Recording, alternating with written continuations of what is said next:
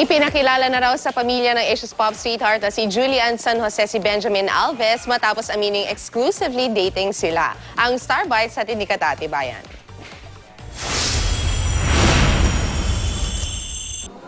Alias, nakaka-inspire na rin ang kasama si Julian. Exclusively dating.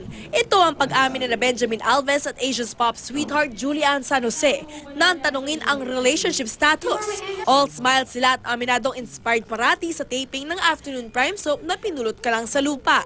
Naipakilala at approve naman daw sa pamilya ni Julian si Benjamin. Basta po, special po si Ben sa akin. I appreciate her more because I see her every day. Marami raw sweet moments sa set ang dalawa na maalaga raw sa isa't isa. Nagluto siya. Nagluluto naman Nagluto ako. talaga siya. So, naluto mo? Omelette. Pang breakfast kasi yun nga, hindi na ako nakakauwi ng bahay. Kahit hindi marunong magluto si Benj, ipinagluto niya ang dalaga ng breakfast kahit slightly sunog ang piniprepare niyang ulam. Touch naman daw si Julian sa efforts ni Benj.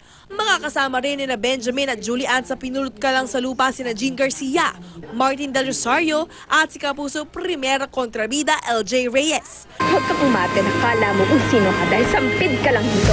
Bakit? Pareho lang naman tayong pinulot sa lupa. Ang sampala na ito ay patikim pa lamang sa walang katapusang pagtatapat ni na Angeli at Santina. Maprinsipyo po kasi siyang tao eh. Kung alam po niya nasa tama siya, ipaglalaban po talaga niya. Mapapanood ang Pinulot Ka Lang sa Lupa simula January 30. Katati Bayan, GMA News.